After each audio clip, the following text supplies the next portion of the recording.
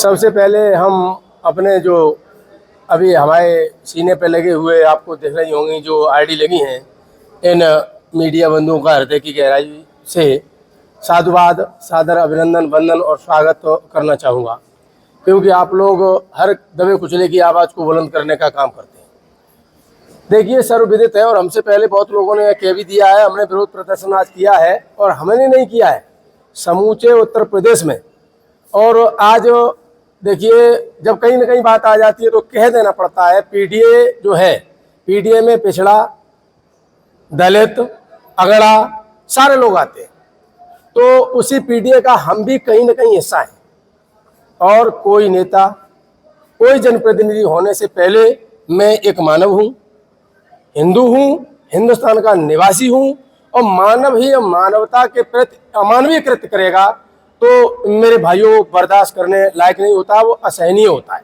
और वही कृत्य आपके बकेवर थाना अंतर्गत दादरपुर में जो ब्राह्मण समुदाय के लोगों ने किया है, वो असहनीय और बहुत अशोभनीय कृत्य है। मैं इसकी कड़ी निंदा करता हूँ और उनको याद दिलाना चाहता हूँ, जिन ब्राह्मणों ने ये किया, मैं यदुवंशी हूँ, उन्हीं भगवान श्री कृष्ण ने आपके एक गरीब ब्राह्मण को ले जा करके इतना सम्मान, स्वागत, सत्कार दिया, अपने राजसी सिंहासन पर बिठाया, और उन्हीं ब्राह्मणों ने औकात भूल गए। ब्राह्मण, उन्हीं ब्राह्मणों ने उन्हीं यादवों के साथ कितना अमानवीय कृत्य किया, ये कतई बर्दाश्त के लायक नहीं है। दूसरी बात, मैं उत्तर प्रदेश सरकार एवं इटावा प्रशासन को अवगत कराना चाहता हूं आपके माध्यम से कि केवल 4 गिरफ्तारी मात्र से जनाक्रोश कम होने वाला नहीं है। सारी गिरफ्तारियां होनी चाहिए और तत्काल होनी चाहिए। नहीं, मैंने पहले कहा, फिर कहता हूं कि मैं पीडीए का हिस्सा हूं, और पीडीए के जब राष्ट्रीय अध्यक्ष आह्वान करेंगे तो पीडीए के साथ काम करने के लिए मैं मजबूर हो जाऊंगा, और रात में भी करूंगा, दिन में भी करूंगा, जहां जरूरत पड़ेगी अपनी कुर्बानी दूंगा। और इटावा प्रशासन को अवगत कराना चाहूंगा, खासकर कप्तान साहब को, क्योंकि इनका व्यक्तित्व बहुत अच्छा है और तुरंत एक्शन लेते हैं, संज्ञान में आते ही। बहुत अच्छा व्यक्तित्व है हमारे कप्तान साहब का, एसएसपी साहब का।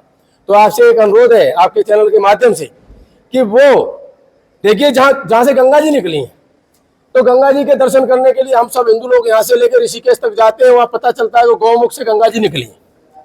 नहीं देखा, मैं नहीं पहुंचा, लेकिन ये जो बैतरणी है, ये बैतरणी कहीं ना कहीं ब्राह्मणी माता जी के किसी अंग से निकली है।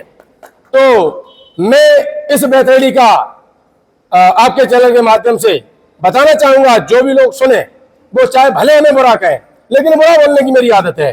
वो उद्गम स्थान जहां से जो बैतरणी निकली है, जहां से वो दो बूंद निकली है, और उन 2 बूंद को उनके ऊपर डाल के पवित्र किया गया है, तो मैं मांग करता हूं आपके चैनल के माध्यम से कि उस बैतरणी के उस उद्गम स्थान को सार्वजनिक करा के सारे लोगों को दिखलाया जाए।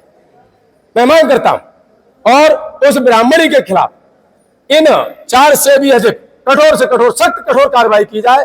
और मैं तो ये कहूंगा कि इस महिला को फांसी दिलवा दी जाए, क्योंकि अगर मेरा कोई भाई किसी महिला की तरफ गंदी नजर डालता है तो उसे क्या होता है, दफा 76 बनी है ना, 76 के तहत जेल भेज दिया जाता है। बहुत से लोग इसमें मारे गए, जिन्हें फांसी हुई। तो ये महिला खुलेआम अपने अंगों से निकले हुए उस बहुमूल्य रत्न को जब छिड़कने के लिए दान देती है, तो इस महिला को फांसी होने का हक है ना? ये बताओ मेरे भाई, होनी चाहिए, होनी चाहिए। तो मैं, जिससे कि आगे आने वाली कोई महिला इस तरह का कृत्य करने का साहस ना करे, मैं आपके चैनल के माध्यम से मांग करता हूं, इस महिला पे उन लोगों से भी कठोर कार्रवाई होनी चाहिए जिसने अपना मूत्र लोगों को देके इन लोगों के ऊपर छिड़कवाया है।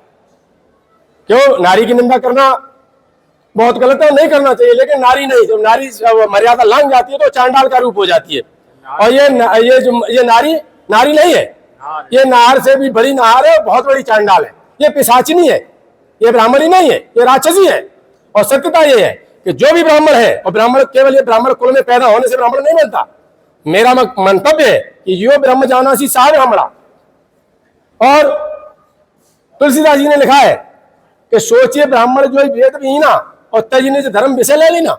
आज का प्रमाण है कि जो भी ब्राह्मण है वो सब व्यसनी है, दुराचारी है, दुर्गुणी है, दुर्व्यसनी है। जितना व्यसन दुर्गुण ब्राह्मणों के अंदर है, उतना मैं वादा करता हूं किसी भी जात के अंदर नहीं है। सबसे ज्यादा दुर्गुण व्यसनी व्यभिचारी अगर है तो वो ब्राह्मण है, क्योंकि रावण भी इन्हीं के खानदान से था। और जब उसके वंशज हैं ये, तो इनके अंदर मानवता आई कहां से? ये मानव नहीं है, दानव है। क्या पूछना चाहते हैं? कथावाचकों ने ये भी कहा कि लोगों ने शराब का सेवन किया, शराब पी पी के हम लोगों को रात भर पीटते रहे, हमारे साथ अत्याचार करते रहे। तो ये ब्राह्मण है तो शराब का सेवन, क्या मदिरापान उन लोगों अच्छा है, उचित है? कौन नहीं जानता है? कौन नहीं जानता? मैंने कहा, फिर पुनः कहना चाहूंगा कि ब्राह्मण, जितना ब्राह्मण है, अपने आप को जो ठेके पर ब्राह्मण कहलाने वाला है, वो सब दुष्टनी, व्यभिचारी और दुराचारी है। मदिरा, मांस, अंडे इनका भोजन बन चुका है। और ये क्या, ये ठेकेदार है? ये जो भागवत, श्रीमद् भागवत गीता है, क्या किसी वक्ता को उसे बकने का, जो जानता है उसे बकने का हक नहीं है? यही बक सकते हैं क्या? और फिर जब ये जानते हैं, इन्होंने कथा बुक कराई थी, मैं आरोप लगा रहा हूं आपके चैनल के माध्यम से, जब इन्होंने कथा बुक कराई थी, जानते नहीं थे किस जाति से आते हैं? क्या जरूरत थी यादवों से कथा कराने की? वो संत कुमार जी है, जिनको जाटव समझ के इतना पीटा है, इतना पीटा है। तो मैं उत्तर प्रदेश सरकार को भी आगाह कराना चाहता हूं कि कहीं ना कहीं आप अकेले जनप्रतिनिधि नहीं बने, हर आदमी ने आपका समर्थन किया जब आप सत्ता की कुर्सी तक बैठे। मैं तो आगाह कराना चाहता हूं, अनुरोध करता हूं, मेरी मांग है कि इन लोगों के खिलाफ इतनी कठोर से कठोर, जो भी कठोर कारण, मैं तो चाहता हूं फांसी की सजा होनी चाहिए। क्योंकि किसी के बाल काटना, किसी को अपमानित करना, ये कहाँ के संविधान में लिखा है? मैं पूछना चाहता हूं आपके चैनल के माध्यम से। और फिर हम सबसे पहले इस आर्यावर्त देश के निवासी हैं, भारत सबका है और हम भारत के हैं। फिर भारत में कहाँ का संविधान है, कहाँ की मानवता है कि लोगों के खिलाफ इस तरह के अमानवीय कृत्य किए जाए, वो भी लोगों के द्वारा? मैं इसकी घोर निंदा करता हूं, और जितनी निंदा करूं उतनी कम है।